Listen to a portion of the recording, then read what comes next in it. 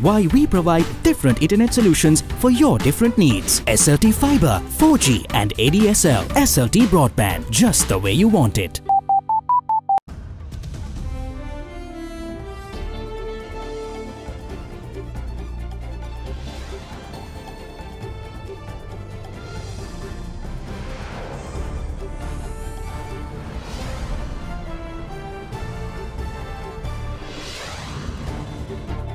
Tonight, the way forward. Chief of the Elections Commission highlights 4 alternatives to break the election deadlock. The new office. Opposition leader Mahinda Rajapaksa assumed duties at the opposition leader's office in Colombo. Taking responsibility. Central Bank governor puts the onus on the country to come out of the economic crisis. So an IMF program, you know, people keep saying that the IMF is imposing this on us and imposing that on us. We have to have a revenue enhancement-based fiscal consolidation program and solve the ground. And a strange phenomenon. Black rain comes down in WATTALA. Someone has to do a study to see what kinds of emissions are being sent to the air. Tonight, Friday, the 18th of January 2019.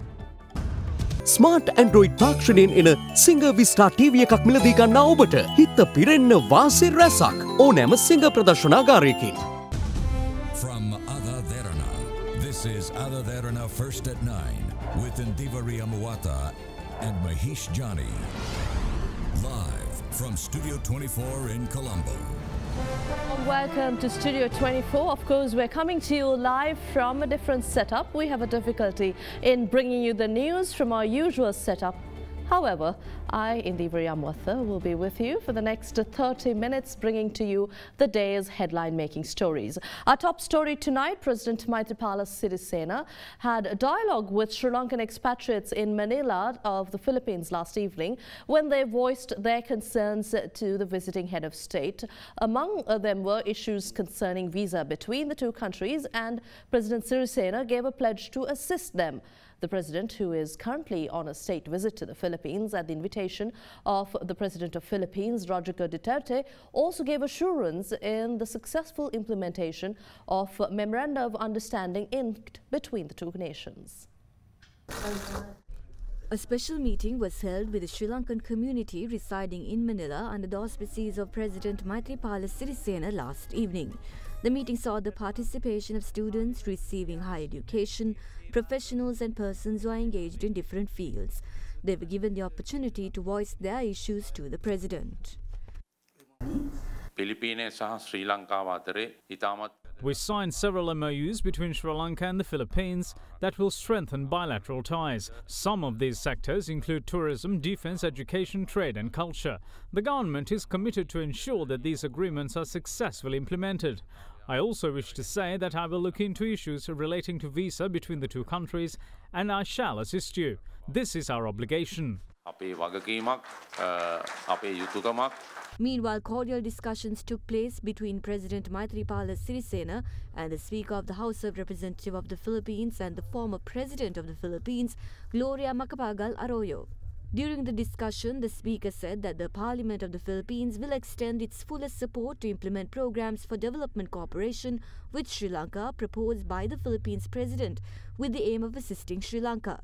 During the meeting, it was also discussed to establish a Philippine embassy in Colombo, for which President Maithripala Sirisena announced that he would make necessary arrangements to acquire land in Colombo. Furthermore, the International Rice Research Institute and Sri Lanka inked a comprehensive work plan today to advance Sri Lanka's rice self-sufficiency goals through joint research for development projects in the country in the next 5 years. The signing held at the headquarters of the International Rice Research Institute in Los Baños of Laguna in Philippines was presided by President Maithripala Sirisena and the Institute's Director General, Matthew Morrell.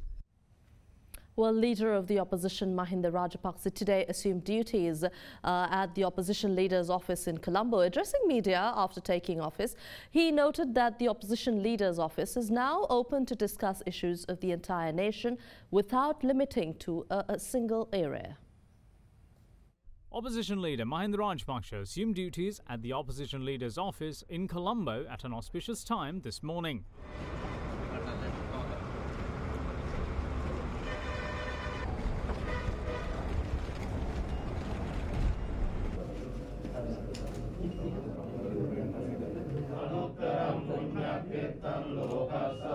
He then addressed a media briefing as well. Today we have been able to open the office of the Leader of the Opposition for the entire country after 4 years. I say this because this office was limited only for the issues of one area of the country thus far. We don't see this government being able to give solutions to any issues faced by people. The opposition leader also responded to questions raised by media when leaving the premises. What we are trying to is to change this government as soon as possible. We will assist them with regards to the issues of the Tamil community, but the TNA is not practicing politics for Tamil people but for themselves.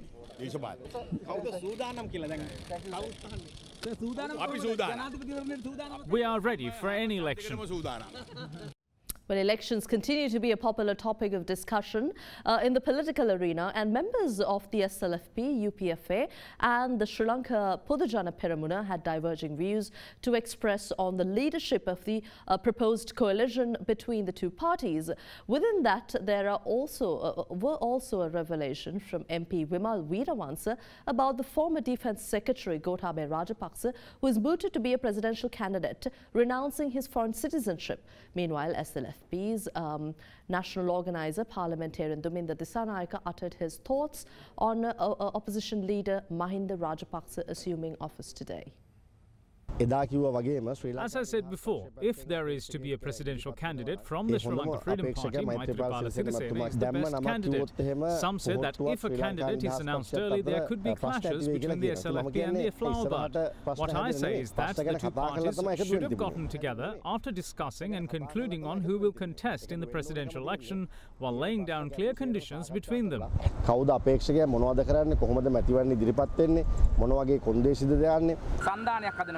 ඔබතුමාලා සහ පොහොට්ටුව ඒ සන්දානයේ නායකතුමා වෙන්න අවශ්‍ය වෙන්නේ මහින්ද මහත්තයා කියලා වැඩි පිරිසක් කියනවා. Any party can enter into an alliance with the SLFP, but the leadership should be vested with the leader of the SLFP. අද විපක්ෂ නායක ධූරයේ වැඩබාරගත්ත මහින්ද රාජපක්ෂ මහතා. I personally wish him well, but there are differences between our policies.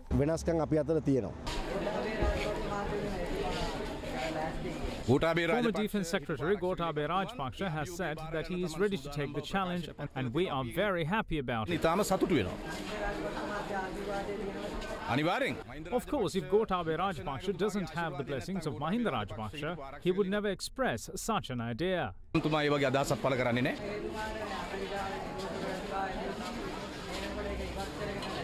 He has launched the preliminary process to do so. In the meantime, national organizer of the Sri Lanka Podujana Peramuna, BASIL Rajapaksa, responded to journalists on requests regarding the flowerbud being made the prominent symbol of the alliance between the SLFP and the SLPP. That's my personal opinion as well, but let our leaders speak to other parties and make a suitable decision. A number of parties were with us for the local authorities election. Therefore, they know the value of the symbol, and I don't think they will oppose it.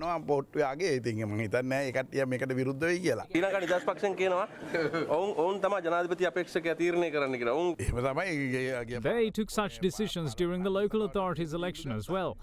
They have the right to decide, and we too have the same right. No, everyone here are members of the SLPP. Well, the General Secretary of the Sri Lanka Freedom Party, DAYASIRI JAYASEKARA, warns of a possible security threat that might arise through a possible agreement with the United States to have a military base of theirs here in Sri Lanka. Speaking at a media briefing held at the party headquarters in Colombo today, the parliamentarian charged that the possible pact may see US military personnel being given diplomatic immunity as well. Before moving to that, the MP also suggested a way forward with the provincial council polls. Provincial council elections are postponed by 1 year and 4 months. A cabinet paper was approved to hold elections under the old system during the 50-day government. The Minister of Provincial Councils and Local Government is trying to disregard the old cabinet paper and are trying to pass a new one. This will cause further delays. We kindly request them to revisit the cabinet paper we brought on the 13th of November last year without taking any more time, and we will give it our full support as the opposition. One other important thing that should be highlighted is there is a plan to sign an agreement with the United States to have their members of the military along with equipment and communication devices in Sri Lanka. It also proposed that they be granted the same diplomatic immunity enjoyed by their envoys. These proposals do not mention any compensation mechanisms in case any losses incurred by way of explosives, for an example. It includes permission to use radio spectrum. We don't know how it would affect the security of the country. I request them to present this to Parliament. If this is legalized by secretly passing it in Cabinet, we don't know what sort of a situation would arise and we might even lose our right for the country. Chairman of the Election Commission Mahinda yet again lamented the country's polls being delayed owing to the legislative process, which is a precursor being tied up in an inextricable knot. He pointed the finger at political parties for not showing enough of an initiative to salvage the situation. That said, the chairman of the Election Commission did go on to highlight 4 alternatives which would enable provincial council polls to be held here in Sri Lanka. We called a meeting recently and discussed about the provincial council and local authorities elections. We see 4 alternatives. If we refer to the current electoral system as the first alternative, the election should be held according to mixed proportionate system, which is the new system. Preferential system is the old system. If we are to hold this election under a mixed proportionate system, wards are required, but the relevant delimitation committee report is not put to a vote in Parliament. That requires a 2/3 majority and it was discarded. Then a review committee was appointed to do the job in 2 months, and that hasn't happened, meaning the President can't gazette it. Now it's tied up in a knot. Only the Parliament and the Supreme Court can untangle this. There were alternatives, and the first was that the recent interim government brought a cabinet paper to move forward with the old electoral system. The second is the President gazetting the rejected delimitation report while amending the relevant act, but that too requires a 2/3 majority. Most of the political parties are not in favour of a mixed proportionate electoral system, so there is another blockage. The third alternative is political parties, politicians and people in relevant areas go to court over violation of their fundamental rights. The last is the Election Commission going to court over not being able to fulfill its responsibility to the people, which is to hold elections. I wrote to all political parties explaining this. And we'll be back after a short commercial break. Do stay with us on First to 9.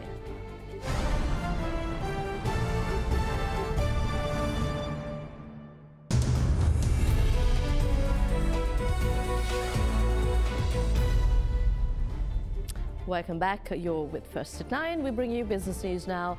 Director of the Communications Department at the International Monetary Fund, Jerry Rice, says that the IMF staff is due to visit Sri Lanka in mid-February and will resume discussions on an economic reform agenda under an IMF-supported program earlier mentioned by its Managing Director, Christine Lagarde. He made this remark responding to a question posted by Sri Lankan media outlet on the focus areas of the IMF's visit to Sri Lanka.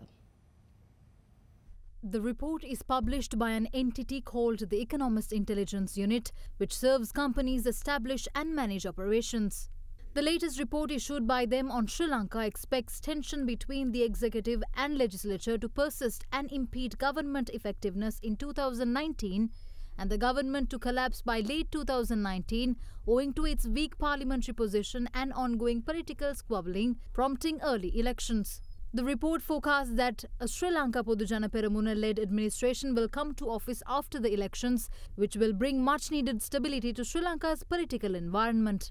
The report further says that the budget deficit will be at an average of 5.3% of GDP in 2019, owing to the conclusion of the IMF program in 2019.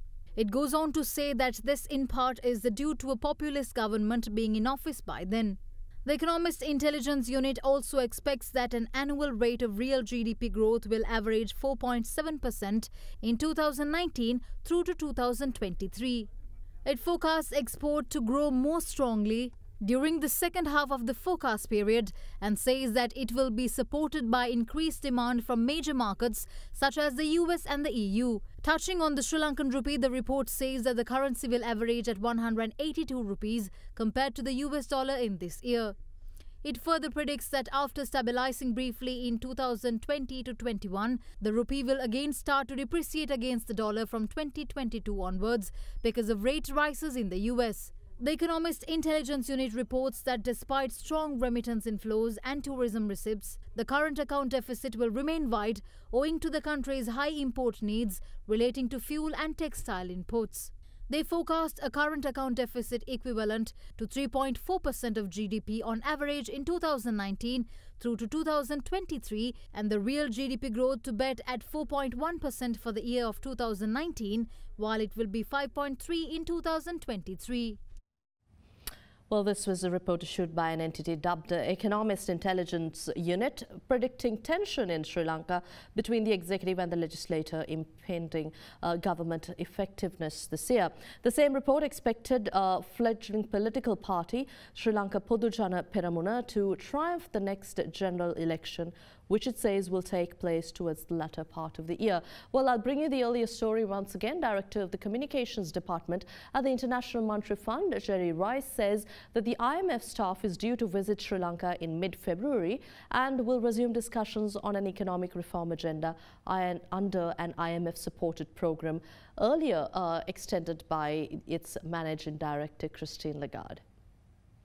There's a question about Sri Lanka, asking what would be the focus of the areas of the IMF staff visit to Sri Lanka in February. So that staff visit was announced just the other day in a statement from Christine Lagarde, our managing director, who met in Washington on January 15th with the Sri Lankan authorities, including the finance minister and the central bank governor. And she said in that statement that Sri Lanka had made a continued commitment to the economic reform agenda under an IMF-supported program, and they agreed that a strong policy mix with effective implementation of that agenda is key to strengthening confidence and helping to put Sri Lanka back on a sustainable, high-quality growth path that would benefit its people. So as the question suggests, there will be an IMF team in Colombo in mid-February to resume program discussions, and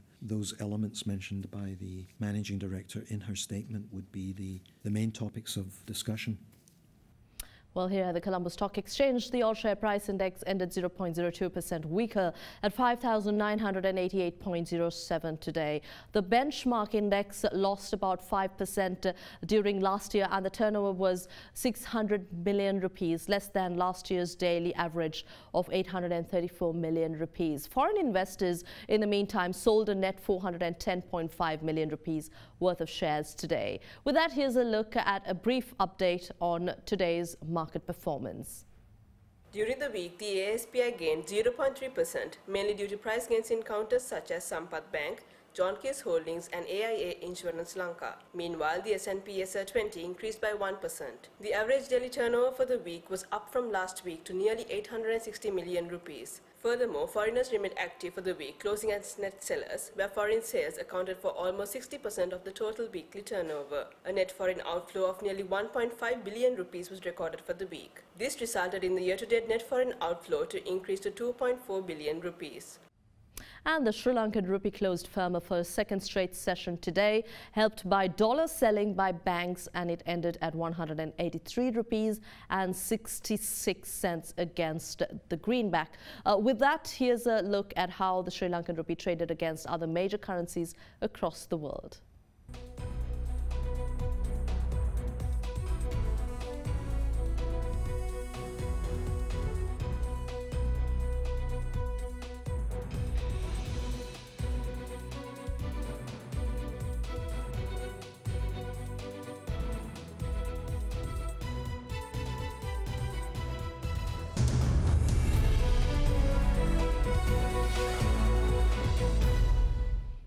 Well, 4 suspects arrested in connection with the stash of explosives discovered in the area of WANATHAWILLUWA yesterday are handed over to the Criminal Investigations Department.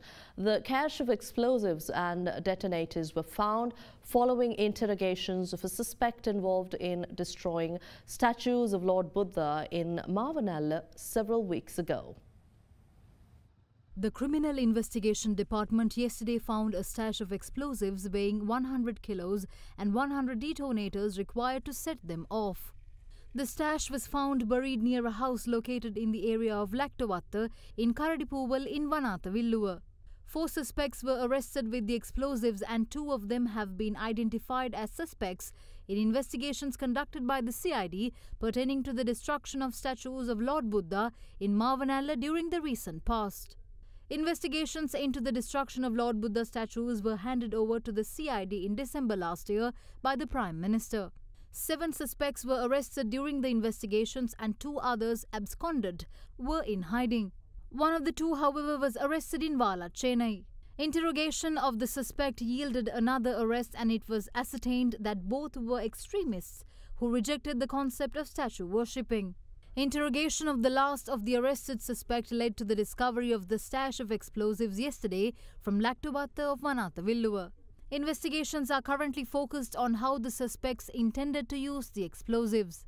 The explosives have been imported recently and the 4 suspects are handed over to the CID and will be held for 90 days under detention orders. Still in local news, residents of Sevanagala and Indikolapalassa in the Monaragala district witnessed an unusual phenomenon in November of 2012, if you do remember, when rare showers of red rain fell for over 15 minutes at several locations there. Now, there are reports of black rain, but in the same area. The latest peculiar phenomenon is experienced in the area of Handala in WATTALA, and locals say that it has been a common feature for around 1.5 months. Residents charge that despite authorities being informed of the matters, there have been precious little done to ascertain the cause of this black rain. දැන් මාස එකමාරට ඉඳලා මේ කළු තෙල් වැස්සා කියනවා. අපිට වාහනයක් එළියකට දාගන්න බෑ.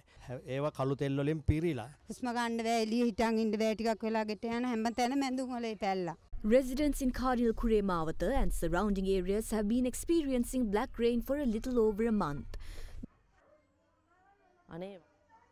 This has caused severe inconvenience to the day-to-day lives of the people living in Handala. Residents, however, charge that despite informing authorities of the unusual weather pattern, no measures have been taken to address this. What could actually cause black rain, and is it unusual?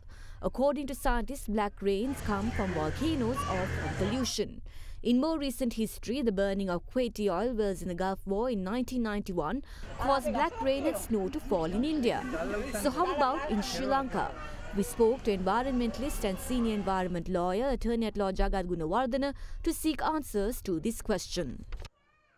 The first time we heard of black rain or experienced black rain to my knowledge is in 1995 when the Kolonnawa oil refinery was attacked by the LTT terrorists and a large plume of black smoke billowed into the sky, and this caused black rain in areas such as the Hatton, Norelia and even in Cotton Plains within hours of the attack. We realized that this is something that could travel far and fast. One possible reason for black rain is a suspended particulate matter, that is minute particles of different materials that are not dissolved in the water but are suspended in the air and get mixed with the raindrops, which can cause the blackness or a different color according to the color of the matter. And one particular substance that causes black rain is the minute suspended particulate matters containing carbon, and carbon is also frequently emission from some of the factories and other ventures that make different products. So it does not mean that the point source or the emission source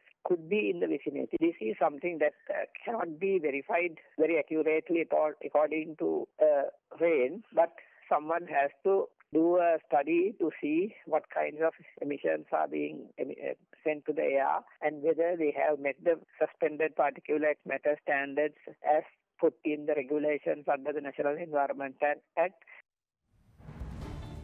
Let's find out what happened at the Australian Open and the progress of Brexit right after this short break. Just stay with us.